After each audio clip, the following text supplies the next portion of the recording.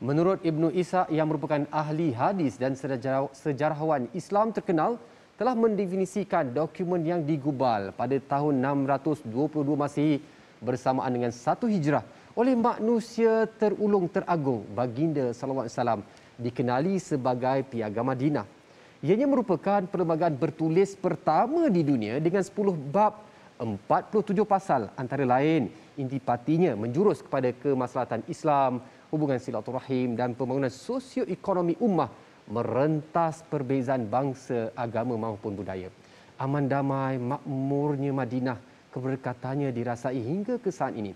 Dan lipatan sejarah ini, tuan-tuan, kita rungkai semula agar kita akan sentiasa ingat bahawa Islam telah mengangkat manusia dari zaman jahiliah yang minum araknya, yang pecah amanahnya, wa na'udzubillah min zalik, riba, penindasan, pertumpahan darah, kepada laras kehidupan yang jauh lebih baik. Dan kira-kira lebih 1400 tahun lalu, ketamadunan Islam telah menegaskan bahawa perbezaan agama tidak menolak kebebasan amalan kepercayaan, sebaliknya bersatu mempertahankan kedaulatan negara. Seiring dengan negara kita tercinta dan merujuk kepada Perlembagaan Persekutuan Perkara 3, sungguh pun Islam merupakan agama rasmi negara.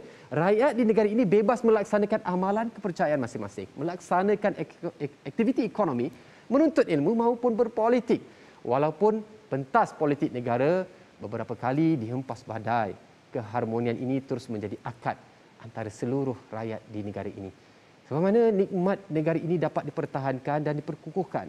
Apakah jawapan kepada sindiran segelintir insan akan kemampuan dan kemampanan ekonomi umat Islam yang kadang-kadang dicemari oleh nilai-nilai integriti? Dan sejauh manakah ketamadunan Islam ini mampu membina keluarga Malaysia? Malam ini, pentas analisis kita selusuri bersama.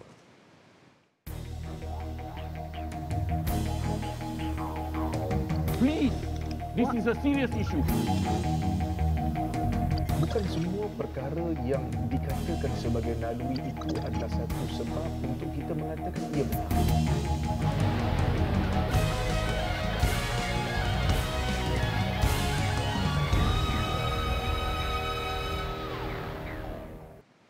Alhamdulillah, syukur kerana malam ini dengan rahmat Allah, malam ini kita bawakan seorang insan yang hampir 36 tahun telah bersama dalam bergelumang dalam bidang politik. Masya Allah. Dan ini ada insannya bersama kita ialah Yang Berhormat Ustaz Datuk Haji Muhammad Amar Abdullah, merupakan Timbalan Menteri Besar Kelantan.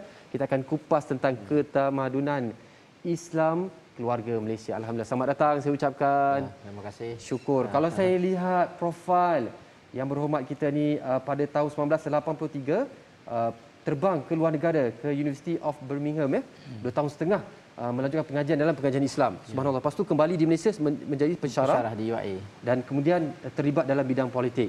Subhanallah, syukur. Dan kita lihat Datuk, dalam kita menyentuh tentang Piagam Madinah, tentang keluarga Islam dan sebagainya, negara kita juga telah memperkenalkan tentang konsep keluarga Malaysia yang diperkenalkan oleh Yang Amat Berhormat Perdana Menteri.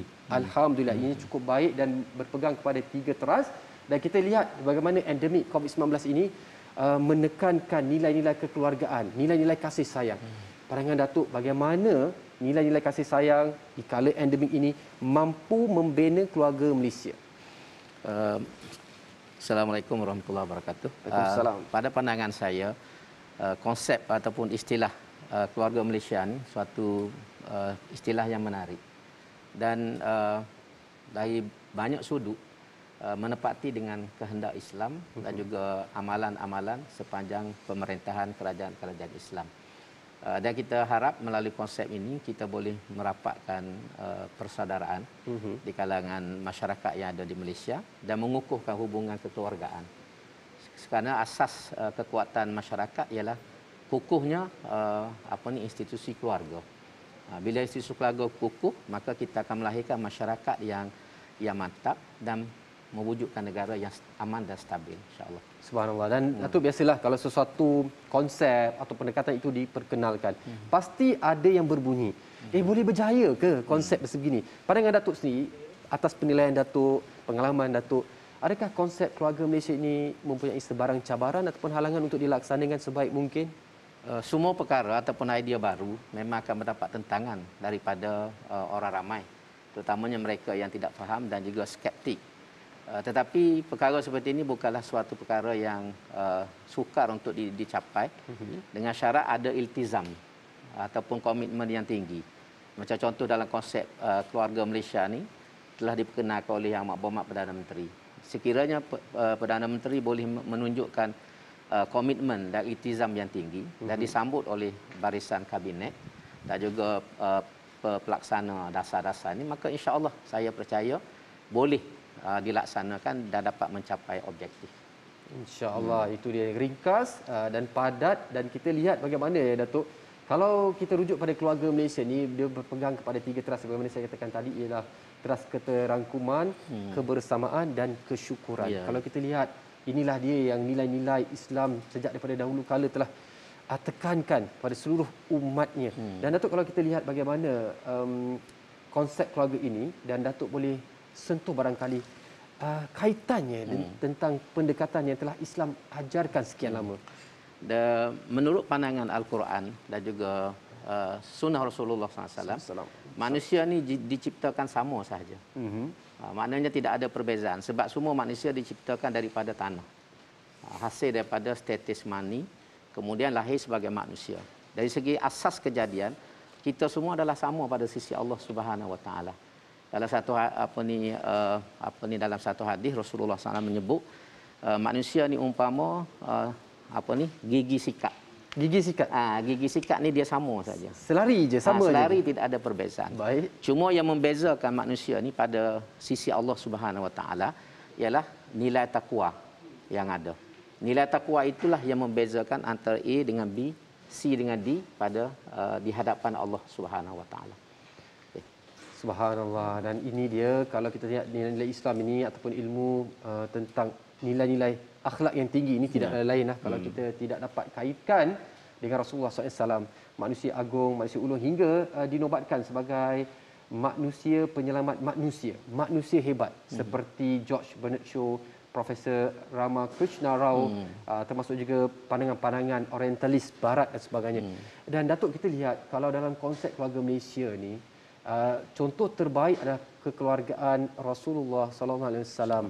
Dan kita lihat Datuk bagaimana ciri-ciri baginda ini patut diteladani oleh kita dan patut diterapkan dalam konsep keluarga Malaysia. Bagaimana Datuk agaknya keluarga Rasulullah SAW menjadi satu model kepada keluarga Malaysia itu? Keluarga Nabi SAW memang model yang paling utama kerana Nabi ini dihantar oleh Allah SWT untuk menjadi uswatun hasanah. Excellent exemplar. Subhanallah. Jadi ini adalah asas dia. Dan kalau kita nak mencontohi peribadi dan juga keluarga yang paling baik, tentulah keluarga Rasulullah sallallahu alaihi wasallam. Cuma kalau kita nak padankan dengan keluarga Malaysia ni, saya rasa kita kena keluar lebih jauh, iaitu melihat kedudukan masyarakat di Madinah. Kerana masyarakat Madinah ni adalah sebuah masyarakat majmuk. Terdiri daripada orang Islam dan orang bukan Islam. Ada orang Quraisy daripada Mekah, orang Muhajir Ansar daripada Madinah. Betul. Tetapi mereka ni wujud secara aman dan penuh dengan kerjasama. Jadi dari sudut ni nampak ada persamaan dengan Malaysia. Malaysia ni ada orang Islam, ada orang bukan Islam, ada Melayu, ada Cina. Yang semua ni memang majmuk sifat dia. Dan kalau kita tengok satu lagi perkara di Madinah ni, kalau menurut catatan sejarahnya, orang Islam pada peringkat awalnya jumlahnya hanya 1,000 saja. Ketika itu pada peringkat awal. Manakala orang Yahudi ada 5,000. Tapi dalam keadaan orang Yahudi majoriti, orang Islam minoriti, dasar pemerintahan yang berandaskan kepada Al-Quran dan Sunnah sudah dapat dilaksanakan dan dapat diterima dengan baik oleh masyarakat.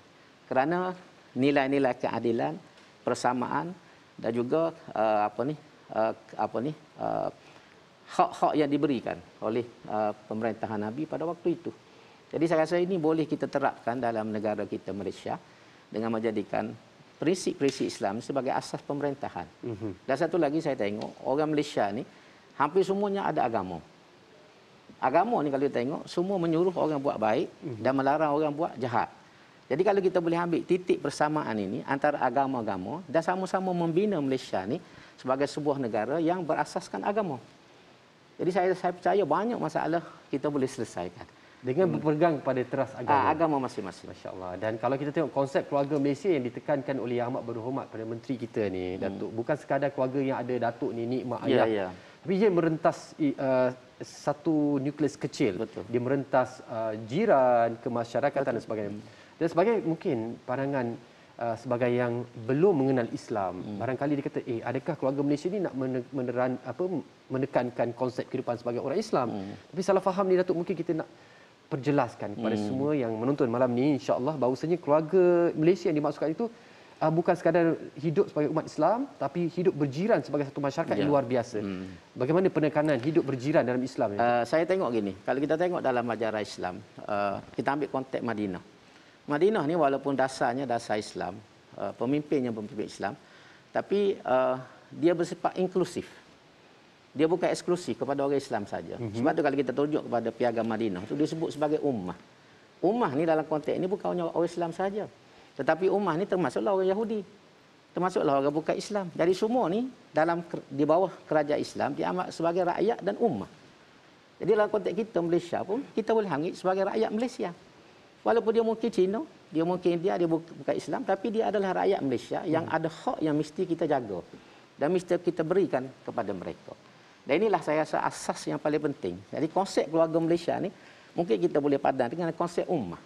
Ummah yang ada pada zaman Rasulullah sallallahu alaihi wasallam itu. Subhanallah. Dan bila bercakap tentang jiran Cina, India, Melayu, saya mungkin suka nak kongsikan pada para penonton semua. Masa saya pertama kali datang turun ke Kelantan, ada dua benda yang mengejutkan saya. Satu, makan roti canai tak ada kuah kari. Makan susu ataupun gula. Kedua, bila saya tengok tokek kedai itu sendiri, berbangsa Tionghoa ataupun Cina, bercakap fasih kecek Kelantan. Kecek Kelantan. Tu pelik sekali tu. Sebab Kita pun tak tahu fasih. Jadi macam mana penerapan tu, saya tengok, kita rasa macam satu. Saya rasa mungkin kerana makan budu. Mungkin kerana makan budu itu menyebabkan dia boleh cakap Kelantan. Right. Tapi saya tengok banyak faktor lah. Kenapa masyarakat non-Muslim, terutama Cina di Kelantan ni hidup macam orang Melayu. Mungkin satu segi dari sudut kerana bilangan dia yang kecil. Jadi dia dilingkungi oleh satu kelompok yang lebih besar. Maka nak tak nak secara semula jadinya dia mesti adapt. Dia mesti adapt. Dan daripada adaptation ini berlakunya asimilasi. Dan kalau saya ni boleh cakap tapi takut orang marah kan. Kalau nak tengok keluarga Malaysia yang sebenarnya, pergi Kelantan lah. Sebab Kelantan ni ada semua tu, jadi hidup bersama-sama. Dan orang Cina di kampung ni guna nama Melayu. Awal, Mek, sebagai contoh. Dan makan budu, makan nasi kerabu. Masya Allah. Itu dia antara contoh-contoh yang mungkin itulah warna-warni suasana keluarga di Malaysia itu yang dimaksudkan. Dan Datuk, bila kita bercakap tentang Piagam Madinah, saya nak merujuk kepada fasal. Ada 47 fasal. 23 fasal adalah berkaitan dengan peranan sesama umat Islam, iaitu Muhajirin dan Ansar. Dan 24 fasal lagi adalah berkenaan dengan peranan umat Islam dengan orang bukan Islam. Ketika itu ialah orang Yahudi lah. Jadi kalau kita nampak sangat secocok dengan negara kita. Suasana ini ibarat Datuk kata-kata ini agak seiring sejalan. Dan barangkali Datuk, mungkin kita tengok bagaimanakah fasal-fasal yang ditekankan dalam Piagam Madinah ini sesuai, memang serasi dengan apa yang bakal ataupun yang telah dilaksanakan dalam negara kita. Kalau kita tengok dalam konteks perlembagaan Malaysia ni, ada beberapa aspek yang memang sesuai dan serasi dengan ajaran Islam. Contohnya dari segi hak kebebasan beragama, hak untuk bersuara, hak untuk hidup, hak untuk mendapat pelajaran. Ini memang menepati dengan prinsip ajaran Islam. Dan setiap orang ni tidak boleh dizalimi, orang boleh bebas mengamalkan, memang sesuai. Cuma ada beberapa aspek lain yang kita perlu tengoklah. Tapi dari sudut ini, kalau kita boleh mengukuhkan amalan ini dalam masyarakat, supaya kita sebagai orang Islam, sebab itu kita menghormati orang bukan Islam sebagai manusia. Sayyidina Ali karramallahu wajhah menyebut bahawa kita semua ni adalah saudara. Sama-sama Islam, kita adalah bersaudara, dipanggil akhukum fid din.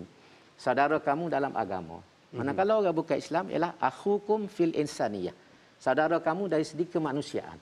Walaupun dia bukan Islam, dia adalah manusia macam kita. Dia ada hak untuk hidup, hak untuk beragama, hak untuk bercakap, hak untuk berkeluarga, hak untuk mendapat pelajaran. Jadi ini memang dijamin. Sebab itu kita di Kelantan, alhamdulillah, sejak dulu lagi, masa PAS memerintah, fasa yang pertama daripada tahun 59, hingga 78 itu memang kita laksanakan dasar ini. Tak ada perbezaan. Sebab tu waktu berlaku peristiwa 13 Mei tahun 69, Kelantan tidak berlaku peristiwa 13 Mei. Tak ada orang Cina yang dibunuh dan tidak ada setitik darah pun tumpah. Kerana amarah yang diberikan oleh Menteri Besar Kelantan pada waktu itu, Allahyarham Datuk Asri, kepada anak-anak muda Kelantan supaya jangan siapa-siapa yang usik orang bukan Islam di Kelantan. Subhanallah. Dan kita memberikan sponsorship. Masa tu mana-mana pelajar nak masuk universiti, dia mesti dapat sponsorship daripada kerajaan. Datuk Asri pada waktu itu pergi jumpa Tun Razak. Dua-dua sudah Allahyarham. Dan berbincang untuk memberi peluang kepada anak-anak Kelantan masuk universiti. Tun Razak meletakkan syarat kena ada sponsorship. Jadi kerajaan negeri Kelantan setuju bagi sponsorship ini kepada rakyat Kelantan yang layak, termasuklah orang bukan Melayu. Masya Allah. Orang bukan Melayu sendiri. Jadi kebebasan itu diberikan, perlindungan diberikan. Dan kalau kita tengok contoh, saya nak ambil contoh yang agak sensitif. Di tengah-tengah bandar Kota Baru, depan pejabat PAS. Sejak dulu lagi ada satu pasar, dia panggil Pasar Pinang. Orang Cina menjual babi secara terbuka di pasar itu. Sejak dulu lagi. Bila kita menang tahun 90 pun, almarhum Tok Guni Aziz pun tidak halang. Sampai hari ini kalau kita pergi, orang Cina masih jual babi secara open. Dikelilingi oleh penjual-penjual yang Muslim. Masya Allah, itu dia. Itu sikap terbuka yang ada di Kelantan. Ya, itu dia. Itulah dia digambarkan tentang keluarga Malaysia yang memahami, saling bertoleransi ya, Datuk. Dan antara benda yang kita nak tahu juga adalah bila kita tengok, Datuk, masa kita kecil-kecil, kita boleh main bersama, tak kira warna kulit dan sebagainya, gaya bahasa. Tapi bila kita besar, bila masuk universiti dah ada kekurangan sikit. Bila masuk alam pekerjaan tu, perbezaan tu makin ketara. Kenapa perkara ini boleh berlaku? Dan kita akan jawab selepas ini. Kita berehat seketika.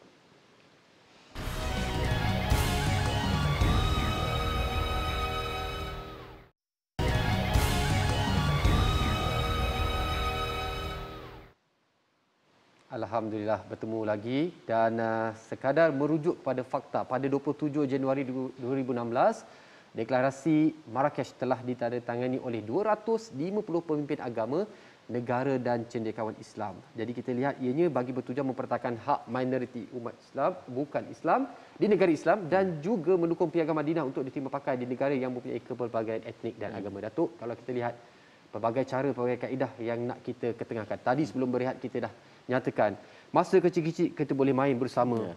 Tak kira warna kulit, bangsa, agama, makan bersama dan sebagainya. Tapi bila kita dah semakin membesar, tanpa disangka, tanpa kita sedari, perbezaan itu mula muncul. Kenapa Datuk agaknya, mungkin dari pengalaman Datuk, pengamatan Datuk, perkara ini boleh timbul?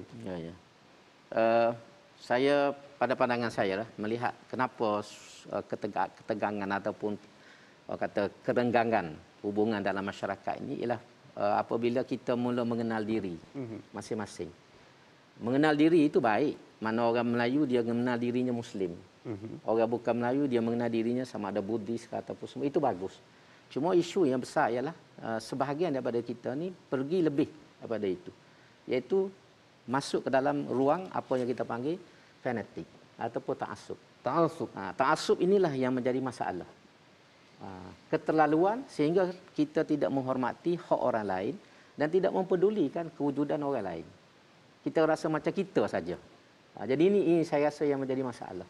Jadi kalau kita boleh betulkan pandangan ini, mana kita orang Islam pun ada ruang untuk orang bukan Islam dan ada batas-batas yang kita kena jaga. Jangan orang bukan Islam pun menghormati orang Islam dan tidak menyentuh sensitiviti.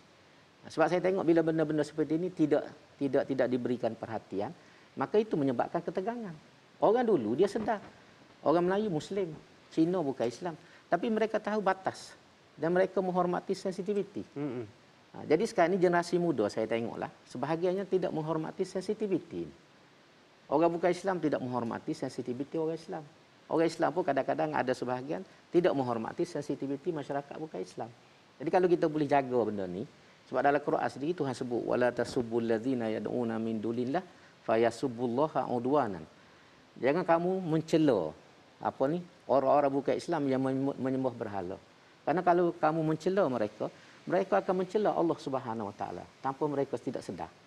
Jadi sebab itu kita kena ada batas sensitiviti. Ya, ini penting saya rasa. Dan kemudian yang kedua, masalah yang kedua ialah sebahagian daripada ahli politik. Ahli-ahli politik ni yang ingin mencari sokongan dan populariti dan mereka membakar semangat-semangat sama ada semangat agama ke, semangat bangsa ke, sehingga akhirnya kita jadi hilang punca. Kita hilang punca dalam masyarakat. Jadi saya rasa ini antara benda-benda besar yang menjadi masalah. Subhanallah. Jadi saya dapat rangkumkan 3 perkara. Satu, sikap ta'assub. Kedua, tidak menjaga batas sensitiviti. Ketiga adalah peranan ahli politik yang memperpolitikkan isu agama, bangsa dan agama ni. Datuk, kalau kita lihat pada tiga situasi ini, Datuk, kita nak mencari solusi insya-Allah malam ni berdasarkan pandangan dan pengalaman Datuk sendiri. Apakah antara cara terbaik berdasarkan konsep tamadun Islam, keluarga Malaysia, kat mana kita boleh jumpa titik tengah? Kalau tidak memisahkan, setidak-tidaknya mengharmonikan, Datuk. Dari sudut pandang Islam lah, sebagai orang Islam, saya nak ajak diri saya dan semua orang Islam ni supaya kita memahami agama kita dengan baik. Prinsip-prinsip asas dalam agama, dalam Quran, dalam sunnah, dalam pandangan-pandangan ulama. Dan yang kedua ialah kita cuba hidup seperti mana amalan pada zaman Rasulullah SAW dan juga para sahabat.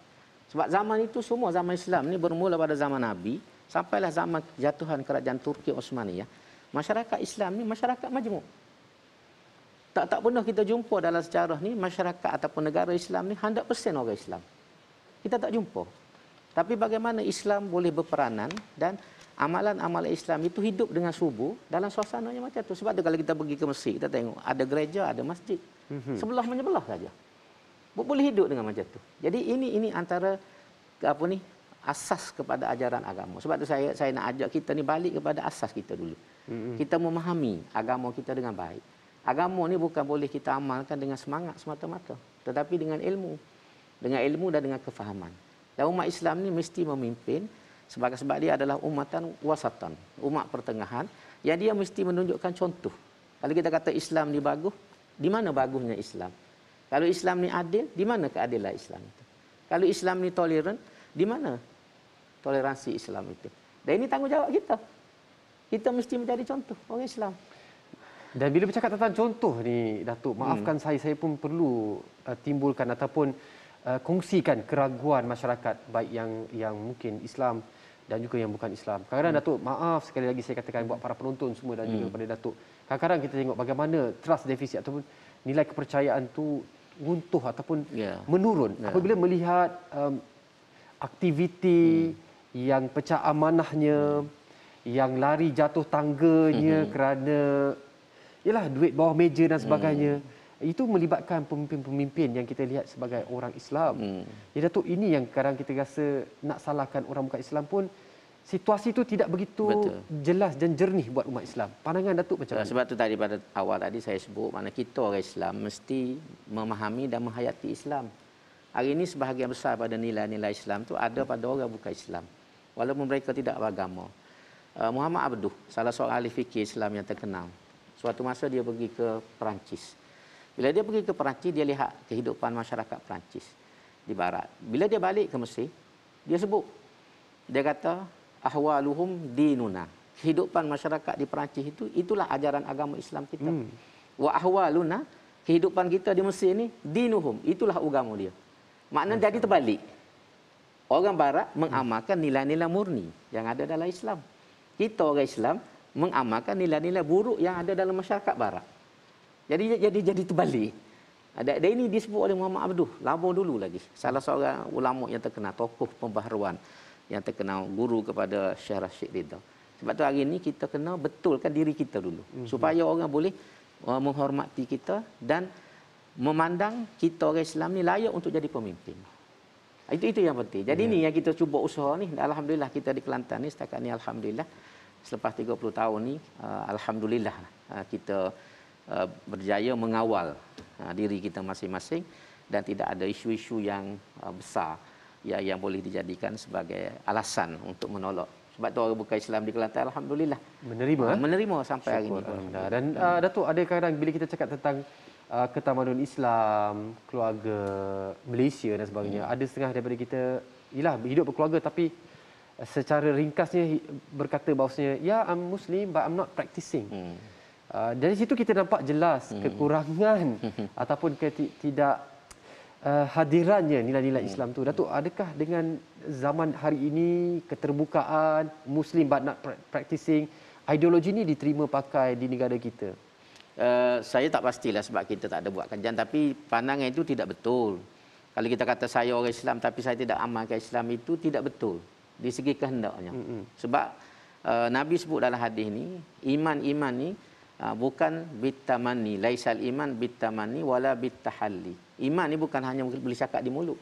Tetapi iman inilah ma waqara fil qalbi, tertanam di dalam hati kita, wasaddaqahul amal, dan kemudian dibuktikan dengan amal perbuatan.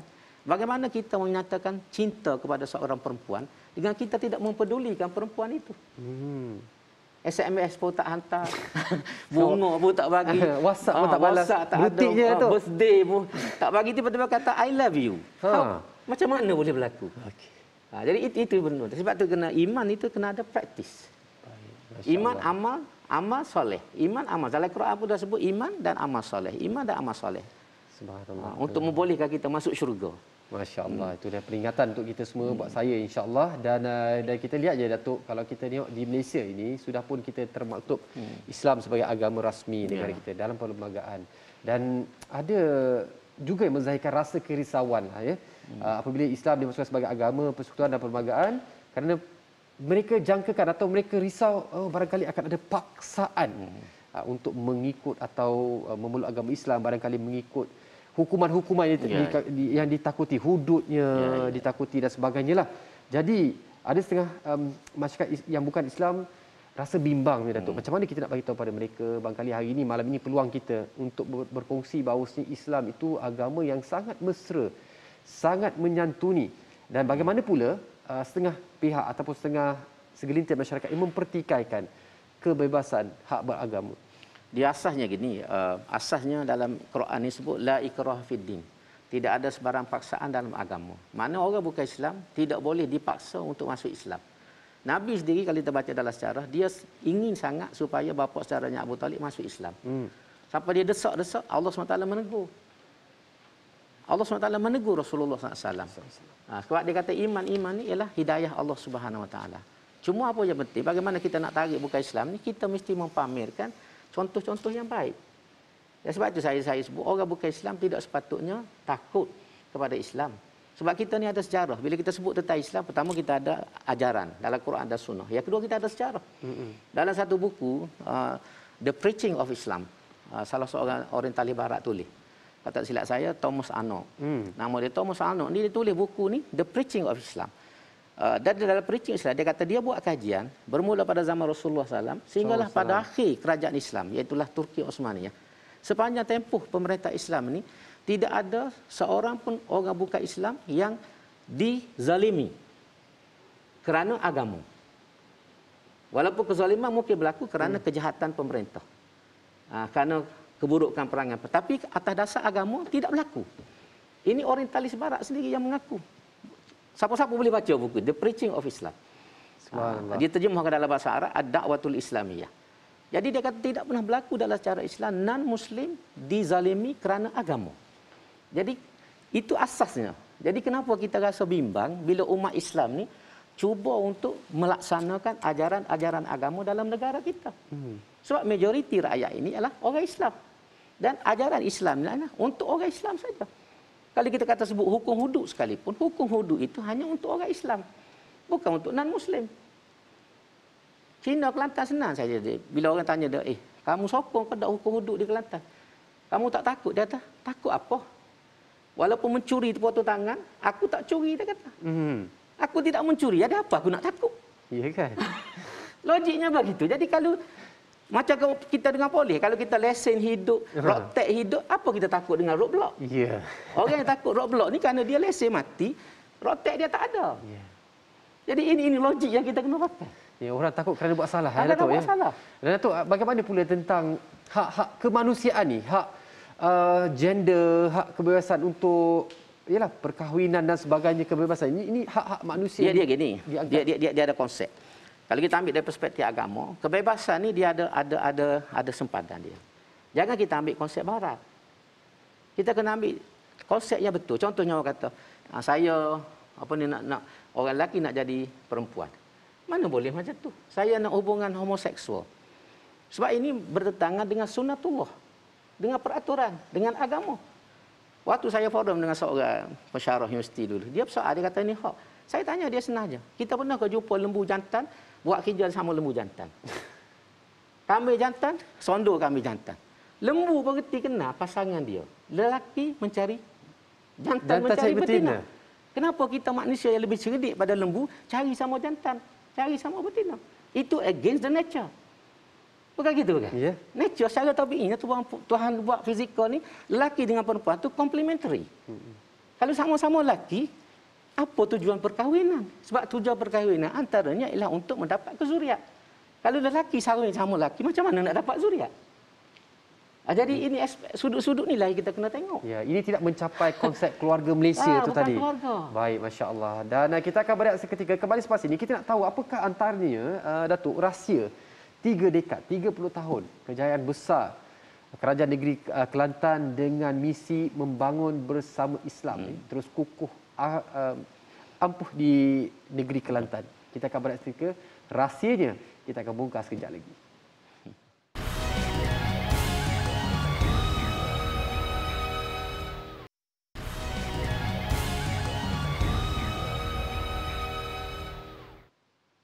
Alhamdulillah, bertemu kembali.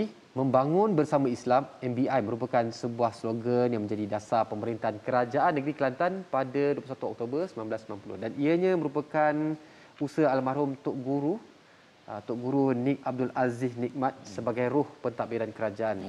Dan setelah 3 dekad kita boleh lihat bagaimana perubahan, pembaruan telah dilakukan dengan kerajaan negeri melalui dasar-dasar yang diperkenalkan oleh melalui pengukuhan program melibatkan pemerkasaan Islam, pembangunan ekonomi dan juga kebajikan masyarakat. Jadi kita nak tahu sebenarnya apakah rahsia kepimpinan di bawah tadbiran ulama sehingga kekal hingga 3 dekad ini.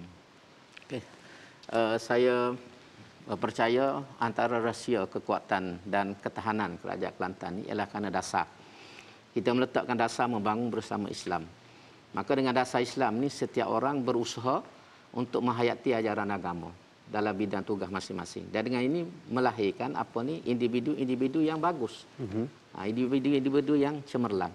Dan yang kemudian kita alhamdulillah ada 2 pemimpin yang sentiasa menjadi contoh kepada orang ramai. Tok Guru sebagai contoh. Itu yang pertama. Hidupnya kita semua tahu cara kehidupan.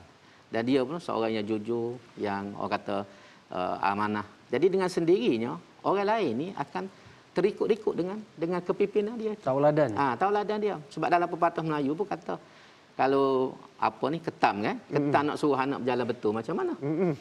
Pepatah Melayu juga kata kalau guru kencing berdiri, murid akan kencing berlari.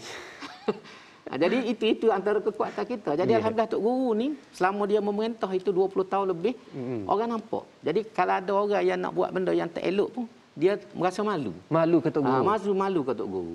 Begitu juga menteri besar yang ada. Menteri besar ni orang yang dipilih oleh Tok Guru. Tok Guru kenal orang itu. Jadi orang ni pun meneruskan legasi Tok Guru. Jadi kalau kita hari ni contoh kalau saya rasa nak buat benda tak elok pun saya malu kat menteri besar. Dengan sendirinya. Jadi itu antara rahsia kekuatan. Dan yang paling utama adalah penghayatan Islam itu. Sebab tu kita selalu tekankan supaya setiap orang menghayati ajaran Islam semaksimum yang boleh. Walaupun tidak sempurna, ada kekurangan, ada kelemahan, tetapi alhamdulillah setakat ini berjaya. Sebab itulah kita tengok di Kelantan selepas 31 tahun tidak ada kes rasuah di kalangan pimpinan kerajaan, pimpinan utama, di kalangan ahli politik. Antaranya kerana takdilah. Yang kedua, dan kita juga bekerjasama penuh dengan SPRM. Kita sentiasa rujuk pada SPRM dan minta pandangan-pandangan dia. Dan dia tegur benda-benda yang boleh menyebabkan kita melakukan kesilapan. Jadi sebab itu kerana wujudnya kerjasama rapat inilah alhamdulillah pimpinan-pimpinan kita terkawal. Memang kita Tok Guru dulu buka pintu 24 jam. Dan sampai hari ini pun kita beri peluang kepada SPRM tegur kita kalau dia nampak ada benda-benda yang tidak kena, dia tegur kita. Dan insya-Allah hasil kerjasama ini dengan penghayatan agama dan kepimpinan yang dulu kita sebut zaman Dr. Mahathir kan kepimpinan melalui teladan. Jadi alhamdulillah kita di Kelantan ni ada menteri besar yang bagus. Masya-Allah. Satu contoh tauladan, kedua penghayatan Islam itu sendiri masya-Allah menjadi 2 teras utama kekuatan ataupun bertapaknya kepimpinan para ulama di negeri Kelantan. Dan kita nak tengok juga Datuk selama 30 tahun ni barangkali sebagai satu penanda aras kejayaan Kerajaan Negeri Kelantan, mungkin kalau Datuk boleh kongsikan. Dia kejayaan ni saya selalu sebut, saya ulang baliklah. Bagi saya ada dua perkara besar yang kita patut rasa bangga setelah kita merentah. Walaupun mungkin kita Kelantan ni ketinggalan dari segi pembangunan fizikal, dan itu kita akui. Lebih lagi kalau nak banding dengan Kuala Lumpur, memang kita ketinggalan lah. Tetapi dari sudut yang besar ialah pertama kita berjaya mengubah minda masyarakat. Itu yang paling besar. Kalau orang dulu sebut paradigm shift, perubahan paradigma. Dulu sebelum tahun 90 orang tak fikir Islam boleh menjadi dasar kerajaan. Islam boleh menjadi dasar pentadbiran. Dan sebelum 90 juga orang tak pernah fikir seorang ulama yang mengaji sekolah agama, yang belajar agama boleh menjadi pemimpin nombor satu dalam negeri. Jadi alhamdulillah selepas pada 31 tahun kita membuktikan bahawa kita boleh. Dasar Islam ni boleh dilaksanakan dalam sebuah masyarakat moden, masyarakat majmuk macam Malaysia. Kira kita ada juga kedua-dua menteri besar ni lulusan daripada Al-Azhar University, yang mungkin kita boleh panggil ulama. Tapi berjaya membuktikan kepada kita kemampuan dia untuk mentadbir. Itu yang paling besar. Jadi ini bagi saya satu kejayaan yang besar. Ini pun sudah cukup sebenarnya. Kalau tak ada benda lain pun, bagi saya sudah cukup untuk kita banggakan dalam masa 30 tahun. Tapi dalam masa yang sama, kita perlu juga melihat bahawa berlaku pembangunan fizikal yang besar di Kelantan. Kalau contoh yang paling mudah bagi orang yang ada di Kelantan, Gua Musang. Gua Musang sebelum tahun 90 ni tak ada apa-apa.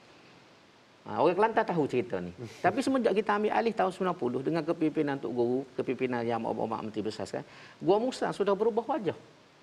Sudah berubah wajah dari segi pembangunan fizikalnya, kemajuan dan sebagainya. Memang luar biasa Gua Musang ini. Dan lepas tu projek-projek banyak. Orang kata tak ada projek di Kelantan. Sebab orang ni boleh jadi dia tidak membaca. Dia tidak membaca dan dia tidak mendapat maklumat yang betul. Yang terbaru yang kalau kita tengok dalam akhbar ialah baru-baru ni sebuah syarikat Cyber Park Resources Sdn Bhd telah memulakan projek ladang solar terapung. Dan ladang solar terapung ni yang paling besar di Asia Tenggara. Dengan kosnya RM 500 juta. Boleh membekalkan tenaga elektrik 148 megawatt kepada lebih daripada 50,000 isi rumah. Jadi ini yang terbesar di Asia Tenggara. Jadi ini satu projek besar yang baru. Ya, Masya Allah. Dan sekarang ini kita sedang menimbang satu projek yang baru, tapi saya tidak nak umumkan lagi. Mungkin MB akan umumkan. Yang bernilai bilion ringgit daripada syarikat untuk melabur di Kelantan. InsyaAllah mungkin bulan depan. Kita doakan untuk kemajuan dan sebagainya. InsyaAllah itu bagaimana Datuk katakan tadi, kemajuan fizikal juga berlaku dan bercambah. Dan sebenarnya satu kerajaan itu biasanya dia akan juga diukur dari segi kemampanan ekonomi. Dan bila kita sentuh tentang kemampanan ekonomi, kita tahu bahawasanya Majlis Pembangunan Wilayah Ekonomi Pantai Timur ERDC adalah sebuah badan berkanun yang ditubuhkan bagi melaksanakan Pelan Induk Ekonomi Wilayah Pantai Timur ECER, Datuk. Dan kita nak tahu juga, Datuk, bagaimana pembangunan ini berjalan hingga hari ini dan apakah antara kesan-kesannya. Dan kita nak tahu juga, Datuk, dalam keadaan hari ini, setakat statistik yang saya ada, barangkali Datuk boleh bantu saya juga di bahagian ini tentang kita tengok dari segi tanah rizab yang masih lagi banyak, masih lagi kaya dengan budaya dan geolokasi yang sangat strategik. Barangkali apa yang boleh dibangunkan oleh Kerajaan Negeri Kelantan untuk mengimarahkan keluarga-keluarga Malaysia di sana? Jadi tentang ECRDC ini pada peringkat awalnya tidak banyak projek yang dia buat di Kelantan. Tetapi akhir-akhir ini dalam tempoh beberapa tahun yang lepas ini beberapa projek sudah pun diluluskan. Antaranya ialah kawasan perindustrian di Tok Bali. Tok Bali Pasir Putih. Kemudian yang baru ni kelulusan untuk membina jambatan daripada Penambang ke Tumpak. Dan ini akan meningkatkan sosioekonomi di kawasan tersebut. Dan selain daripada itu ialah pembesaran lapangan terbang. Dan dalam bajet tadi pun kelulusan untuk membina sebuah stadium di kompleks sukan Bukit Merbau. Wow, Masya Allah. Yang bernilai lebih daripada 200 juta. Jadi ini antara benda-benda yang boleh insya-Allah menjadi mangkin kepada perkembangan yang seterusnya. Kemudian yang kedua yang disebut tadi ialah tentang tanah rizab. Kita Kelantan alhamdulillah antara negeri yang paling tinggi masih lagi Tanah Rizab Melayu, iaitu lebih sebab kita Kelantan ni ada enactment Tanah Rizab Melayu. Jadi hampir semua negeri Kelantan ini adalah Tanah Rizab Melayu. Walaupun sebahagian dimiliki oleh orang bukan Melayu, tapi statusnya adalah Rizab Melayu. Dan hutan simpan sendiri kita melebihi 50% kawasan negeri itu yang memang dianggap sebagai hutan simpan. Dan ini antara yang terbaik dalam negara. Yang orang duk tuduh kita tebang balok, kita makan balok apa semua, tapi hutan kita masih lebih daripada 50% lagi. Masya Allah. Itu antara kayu ukur yang kita boleh lihat bersama. Masya Allah. Tahniah buat Kerajaan Negeri Kelantan. Dan Datuk, tadi kalau kita sentuh tentang pengembangan ekonomi, sistem pendidikan juga sangat penting. Dan bila kita rujuk tentang pendidikan di Kelantan ini sangat unik kerana wujudnya sistem pendidikan pondok, sekolah pondok dan juga persekolahan. Masa berlalu, kita semakin nak mengejar kepada pembangunan dan kita tidak mahulah pendidikan pondok ketinggalan. Datuk, antara pendekatan yang bakal dilakukan bagi melaksanakan ketabanan Islam sambil juga menjaga tentang keharmonian kelestarian keluarga Malaysia ni, Datuk. Sekolah pondok ni adakah masih akan terus dikekalkan sebagai satu pendidikan yang relevan di negeri Kelantan? Dia kewujudan sekolah pondok lah. Kewujudan pondok ini ialah inisiatif ulama semenjak daripada dulu lagi. Dan zaman dulu memang berpuluh-puluh. Hampir setiap tempat tu ada pondok. Dan ini antara sebab kenapa kita Kelantan dianggap sebagai Serambi Mekah. Tetapi lepas pada itu bila perkembangan berlaku, sebahagian dari pondok itu sudah bertukar menjadi sekolah agama. Sekolah agama. Balik kepada pondok ni ialah kawasan otonomi. Maksud otonomi, kuasa tu duduk pada guru. Sebab tok guru itu yang initiate. Dia yang menubuhkan pondok itu. Jadi kita tak boleh nak campur dengan tidak menentu. Cuma kerajaan membantu setakat yang kita mampu. Dengan macam sekarang ini kita bagikan allowance bulanan kepada pengetua ataupun kalau kita kata ketua pondok tersebut dan pembantu-pembantu dia yang kita bagi secara bulanan. Dan sekali-sekala kita bagi bantuan-bantuan berkala. Dan kita menyokong mereka dalam program-program. Itu yang kita buat. Tapi nak masuk lebih tak boleh sebab itu wilayah otonomi. Kalau kita guna bahasa itu wilayah otonomi. Yang kita kena hormati guru-guru pondok tersebut. Sebab pondok tu kerana dia yang menubuhkan pondok itu. Jadi kita kena respect itu. Baik, faham. Dan kalau kita sentuh juga tentang perkembangan pendidikan persekolahan biasa. Kalau tadi rujuk juga memetik apa yang Datuk katakan tadi dalam keadaan bentuk landscape. Geografi di Kelantan banyak dengan tanah rizab ni lagi, perhutanannya masih lagi banyak dan sebagainya. Ia turut menjejaskan sedikitlah dari segi sistem pendidikan yang memerlukan jaringan internet. Jadi apakah antara inisiatif barangkali yang telah dilaksanakan oleh Kerajaan Negeri Kelantan bagi memastikan anak-anak tidak keciciran walau apa juga berlaku? Kita memang berusaha Kerajaan Negeri melalui esko pendidikan ni untuk melebarkan lagi jaringan internet di seluruh negeri. Dan baru-baru ini Kerajaan Persekutuan telah pun memberi peruntukan melalui program Jendela. Jendela khusus untuk negeri Kelantan bagi meningkatkan coverage jalur lebar ni. Cuma proses tu dia makan masa sikit. Tapi insya-Allah bila berjalan dengan baik, kita percaya majoriti kawasan di negeri Kelantan ni boleh diakses melalui internet. Masya-Allah. Semoga semuanya lancar. Insya-Allah semoga segala masalah capaian internet dapat dilaksanakan ataupun dapat diperhalusi dengan sebaik mungkin. Dan Datuk, kita pun nak merujuk kepada tadi Datuk ada menyatakan tentang ladang solar terapung terbesar tu. Saya pun dapat beberapa fakta di sini. Ianya sangat luar biasa. Kami rasa perlu ucapkan jutaan tahniah kepada Kerajaan Negeri Kelantan. Jadi kita nak lihat bagaimana kewujudan ladang solar terapung terbesar di Asia Tenggara ini bakal mengubah sosioekonomi di negeri Kelantan.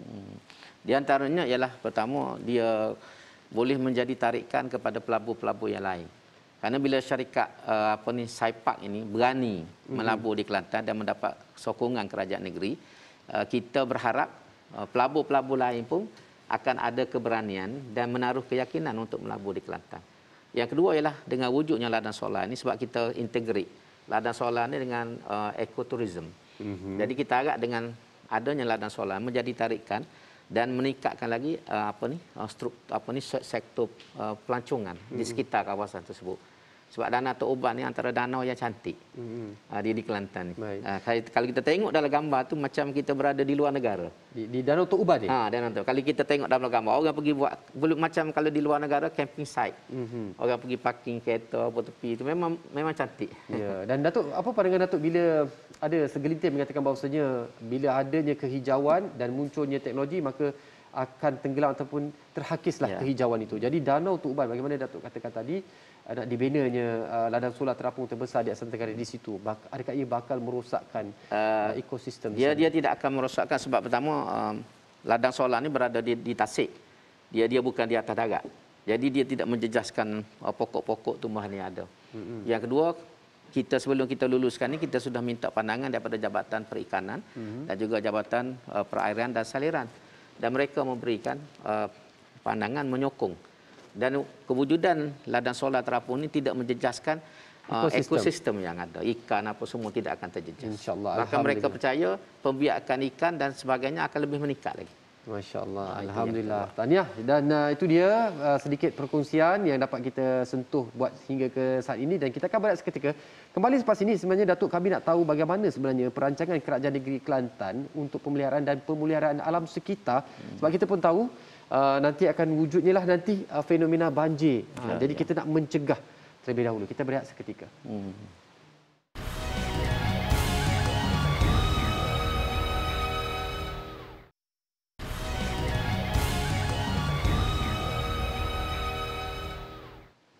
Ya, bertemu kembali. Alhamdulillah. Itu dia sebagaimana kita katakan tadi sebelum berehat tentang fenomena banjir.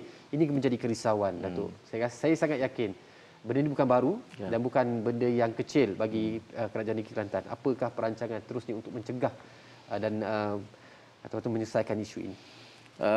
Kita akui memang setiap tahun kita berhadapan dengan banjir. Contohnya 2014 dulu besar. Antara usaha kita untuk mengatasi banjir ini dan mengawalnya, kita nak sekat tak boleh sebab hujan daripada langit kan.